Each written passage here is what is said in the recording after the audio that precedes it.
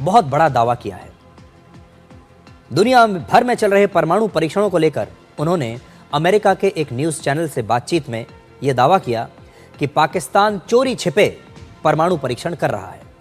Trump ने यह भी कहा है कि चीन, रशिया और उत्तर कोरिया भी परमाणु परीक्षण कर रहे हैं, और जब ये देश परमाणु परीक्षण करते हैं तो इसके बारे में चर्चा नहीं होती, क्योंकि ये इस जानकारी को लोगों तक जाने नहीं देते। लेकिन जब अमेरिका करेगा तो सबको बताकर करेगा। इसलिए जब ये सारे देश न्यूक्लियर टेस्ट कर रहे हैं तो अब समय आ गया है कि अमेरिका को भी अपने न्यूक्लियर टेस्ट दोबारा शुरू कर देने चाहिए। डोनाल्ड ट्रंप ने दावा किया है कि अमेरिका को ये ठीक से पता नहीं है कि ये देश अपने परमाणु परीक्षण कहां पर कर रहे हैं, लेकिन उन्होंने ये जरूर कहा है कि परमाणु परीक्षण हो जरूर रहे हैं। ट्रंप का यह भी कहना है कि परमाणु परीक्षण बहुत गहराई में, जमीन के अंदर, जमीन के नीचे किए जाते हैं, जहां यह पता लगाना मुश्किल होता है कि असल में हो क्या रहा है।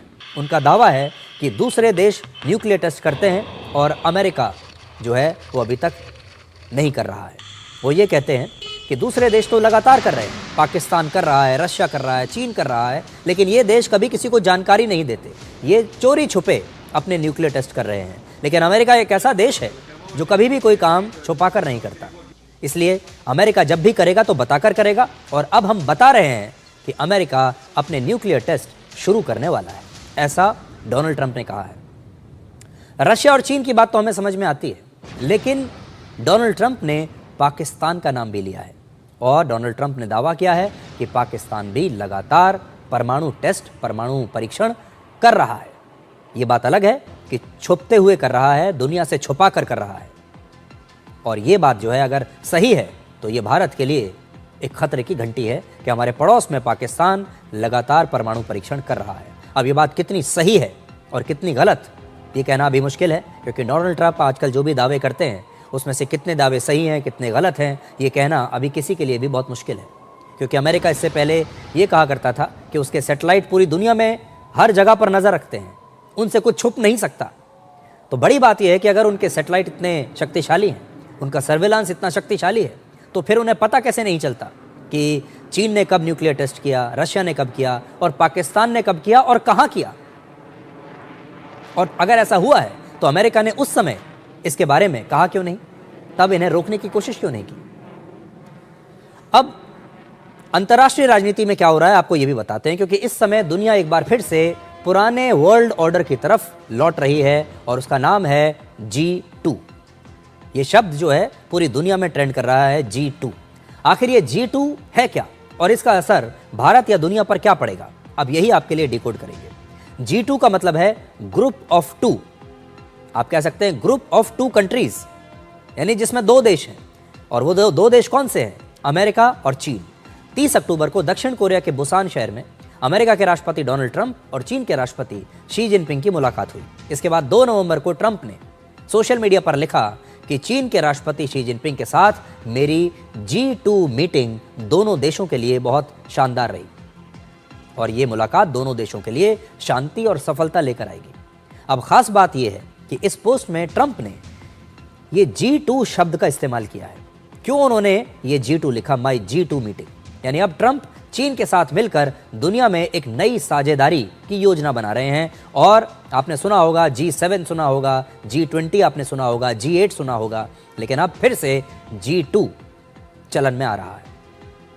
ट्रंप की इस G2 को दुनिया में एक नया शक्ति संतुलन बनाने की कोशिश माना जा रहा है। इस समय अमेरिका की जनसंख्या करीब 34 करोड़ है, चीन की जनसंख्या 141 करोड़ है। अमेरिका की जीडीपी 2 लाख करोड़ की है, चीन की जीडीपी 1648 लाख करोड़ की है। दुनिया में सबसे बड़ी अर्थव्यवस्था के लिहाज से आज अमेरिका पहले नंबर पर और चीन दूसरे नंबर पर। अमेरिका और चीन के बीच हर साल करीब 56 लाख करोड़ रुपए का व्यापार होता है, जो पूरी दुनिया में 2 देशों के बीच होने वाला सबसे ज्यादा व्यापार है। चीन दुनिया का सबसे बड़ा निर्माता है और अमेरिका दुनिया का सबसे बड़ा खरीदार है। अगर ये दोनों मिल गए तो आप अंदाजा लगा सकते हैं कि क्या होगा। कभी कल्पना कीजिए कि अगर अमेरिका और चीन ने जिस दिन हाथ मिला लिया उस दिन क्या होगा। आज से करीब 19 साल पहले 2 इतिहासकारों, जिनमें से एक का नाम है नियाल फर्ग्यूसन और दूसरे का नाम है मॉरित्स शुलारिक, इन दोनों ने अमेरिका और चीन को एकजुट होने की सलाह दी थी। और इसके लिए उन्होंने चाइना और अमेरिका को मिलाकर एक नया शब्द बनाया था और वो शब्द है Chimerica. China plus America, Chimerica. और तब उन्होंने एक कल्पना की थी कि अगर ये दोनों देश मिल गए तो क्या होगा, और उन्होंने सलाह दी थी कि आप दोनों मिल जाइए, एक दूसरे के साथ मिलकर काम कीजिए। हालांकि चीन और अमेरिका कभी भी एक साथ आए नहीं, क्योंकि अमेरिका को हमेशा ये डर रहा कि चीन उसकी टेक्नोलॉजी और वर्ल्ड लीडरशिप को लगातार चुनौती दे रहा है। आर्टिफिशियल इंटेलिजेंस और दूसरी जो टेक्नोलॉजी है 5G, चिप्स, इस तरह की टेक्नोलॉजी को लेकर अमेरिका और चीन के बीच लगातार टकराव चलता ही रहता है। लेकिन अब चीन और अमेरिका साथ आ रहे हैं और इसके लिए ट्रंप मेहनत कर रहे हैं। आपने अक्सर ये सुना होगा कि जंगल में वर्चस्व के लिए जब दो शेर आपस में लड़ते हैं तो जीत किसी की नहीं होती, दोनों ही घायल होते हैं। आज दुनिया में अमेरिका और चीन दो ऐसे शेर हैं जो अक्सर एक दूसरे से वर्चस्व के लिए टकराते रहते हैं, एक दूसरे पर आरोप लगाते रहते हैं, एक दूसरे पर भारी भरकम टैरिफ भी लगाते हैं। लेकिन अगर ये दोनों लड़े तो जीत शायद किसी की भी नहीं होगी, दोनों ही घायल होंगे और इससे दोनों देशों को अभी तक नुकसान भी होता है। अपने पहले कार्यकाल में अमेरिका के राष्ट्रपति ट्रंप ने कोरोना वायरस को चीन का वायरस कहा था, चीन को दोष दिया था कि उसी ने पूरी दुनिया में ये कोरोना वायरस फैलाया है। लेकिन अब दूसरे कार्यकाल में ट्रंप का हृदय परिवर्तन हो चुका है। तो सबसे बड़ा सवाल यह है कि आखिर अब दोनों देश एक साथ क्यों आने की कोशिश कर रहे हैं। इसकी कुछ बड़ी वजहें हैं। अमेरिका ने चीन की ताकत को रोकने की कई कोशिशें की, लेकिन वो रोक नहीं पाया। जैसे चीन पर अमेरिका ने 100% से ज़्यादा टैरिफ लगाया, लेकिन चीन तब भी झुका नहीं, बल्कि अमेरिका से लड़ता रहा। रॉ मटेरियल्स, खासतौर पर रेयर अर्थ मिनरल्स का 90% हिस्सा चीन के पास है, जो अमेरिका के लिए बहुत ज़रूरी है। जैसे ही अमेरिका और चीन के बीच विवाद बढ़ता है, चीन रेयर अर्थ मिनरल्स की सप्लाई अमेरिका के लिए रोक देता है। अमेरिका से बार बार झगड़ा करने की वजह से चीन की अर्थव्यवस्था को नुकसान होता है, क्योंकि अमेरिका चीन पर टैरिफ लगाकर उसके एक्सपोर्ट को कम कर देता है। और अगर चीन अमेरिका से दोस्ती कर लेता है तो उसे सिर्फ रशिया में ही नहीं, सिर्फ एशिया में ही नहीं, बल्कि पूरी दुनिया में उसकी ताकत को स्वीकार कर लिया जाएगा। अभी दुनिया का सिर्फ एक धड़ा ऐसा है जो चीन को सुपर पावर मानता है, लेकिन अगर उसने अमेरिका से हाथ मिला लिया तो उसे भी पूरी दुनिया सुपर पावर मानने लगेगी और ये सुपर पावर बनने का एक नया मौका चीन के लिए हो सकता है। आज पूरी दुनिया मल्टीपोलर है, यानी एक ही देश अपने हितों के लिए दुनिया के अलग अलग संगठनों, अलग अलग देशों से बात कर रहा है। मल्टीपोलर दुनिया है, इसमें अलग अलग देश अलग अलग चीज़ों में शक्तिशाली है। कोई दो टीम नहीं है, बल्कि 3, 4 या 5 अलग अलग टीम्स बनी हुई है। जैसे एक ही देश G20 में भी है, G7 में भी है, ब्रिक्स में भी है और आसियान जैसे संगठनों में भी सदस्य होता है, जबकि हर संगठन अलग अलग हितों के लिए बनाया गया है। लेकिन ट्रंप चाहते हैं कि अब दुनिया में मल्टीपोलर व्यवस्था खत्म हो जाए, दुनिया में केवल एक ही संगठन हो और उसका सदस्य सिर्फ अमेरिका और चीन हो। अमेरिका को अब ऐसा लगता है कि वो पूरी दुनिया पर अपना दबदबा बनाकर नहीं रख पाएगा अपने दम पर, और इसलिए अब वो इस G2 के जरिए दुनिया को दो हिस्सों में बांटना चाहता है। जैसे पश्चिमी देशों में उसका दबदबा रहे और कुछ इलाका वो चीन के लिए भी छोड़ देगा, और इसके बदले में अमेरिका एशियाई देशों में चीन के सुपर पावर को, चीन की जो सुपर पावर है उस स्टेटस को स्वीकार कर लेगा। G2 के जरिए ट्रंप ये भी चाहते हैं कि उनके देश के सैनिकों को अब चीन और रशिया के हमले के बारे में ना सोचना पड़े, इसलिए ये एक नई रक्षा नीति भी है अमेरिका के लिए। अभी तक अमेरिका हमेशा इस डर में जीता है कि किसी दिन रशिया ने हमला कर दिया तो क्या होगा, चीन ने हमला कर दिया तो क्या होगा, और उसने अपनी जो सेना का विकास किया है, अपनी सेना को विकसित किया है, हथियारों को विकसित किया है, वो इसी हिसाब से किया है कि वो रशिया से लड़ सके, या फिर चीन से अगर कोई मुकाबला करने की नौबत आए तो उस हिसाब से उन्होंने अपनी सेना को विकसित किया है। लेकिन अब वो ये चाहते हैं कि वो चीन और रशिया के इस डर से बाहर निकलकर अपने देश की समस्याओं पर ज्यादा ध्यान दें। अमेरिका के लिए लेकिन अगर उसने अमेरिका से हाथ मिला लिया तो उसे भी पूरी दुनिया सुपर पावर मानने लगेगी और ये सुपर पावर बनने का एक नया मौका चीन के लिए हो सकता है।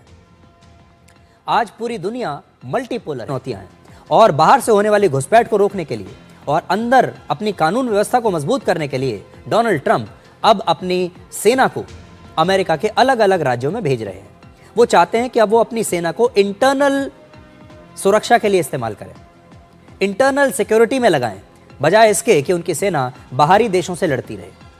साथ ही उनके वॉरशिप्स और फाइटर जेट्स को भी उन समुद्री रास्तों पर तैनात किया जा रहा है जिन रास्तों से अमेरिका में ड्रग्स की तस्करी होती है, जैसे कैरिबियन सी का रास्ता। ट्रंप का मानना है कि अगर उन्हें देश की आंतरिक समस्याओं से निपटना है तो चीन और रशिया दोनों के साथ रिश्ते ठीक करना जरूरी है। इस समय रशिया यूक्रेन के साथ युद्ध में उलझा हुआ है और अमेरिका का सबसे बड़ा व्यापारिक साझेदार है चीन। और इसीलिए ट्रंप की योजना है कि अमेरिका और चीन के बीच के पुराने झगड़े को खत्म किया जाए, जिससे दोनों देश और खासतौर पर अमेरिका को अर्थव्यवस्था की दृष्टि से, पैसे की दृष्टि से, सेना की दृष्टि से हर तरह से फायदा हो। इसलिए अपने सबसे बड़े दुश्मन को अगर हमने अपना दोस्त बना लिया तो फिर फायदा ही फायदा है। इसका असर पूरी दुनिया पर पड़ सकता है अगर इन दोनों शेरों के बीच दोस्ती हो गई। सबसे बड़ा असर यह होगा कि चीन और अमेरिका दोनों का दुनिया भर में दबदबा और बढ़ जाएगा। छोटे और विकासशील देशों को आर्थिक और सैन्य कार्रवाई की धमकी देकर मनमाने फैसले ये दोनों ले सकते हैं। दुनिया एक बार फिर से दो गुटों में बंटने लगेगी।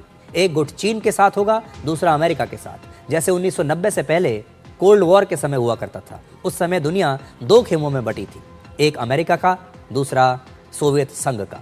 और अमेरिका और चीन के साथ आने पर दोनों देश मिलकर दुनिया भर में व्यापार के नियम अपने हिसाब से तय करेंगे। दोनों देशों की दुनिया भर में एक मोनोपोली हो जाएगी, यानी एक छत्र राज होगा और इसका सीधा असर छोटे और विकासशील देशों पर पड़ेगा। या तो इन देशों की अर्थव्यवस्थाओं को काफी नुकसान होगा या वो पूरी तरह से अमेरिका और चीन पर निर्भर हो जाएंगी। लेकिन ये दोस्ती होगी भी या नहीं, हो भी गई तो कितनी लंबी चलेगी, ये कहना बड़ा मुश्किल है, क्योंकि चीन और अमेरिका के बीच विवाद की एक बड़ी वजह ताइवान है और इस मुद्दे पर दोनों देश कभी भी सहमत नहीं होंगे।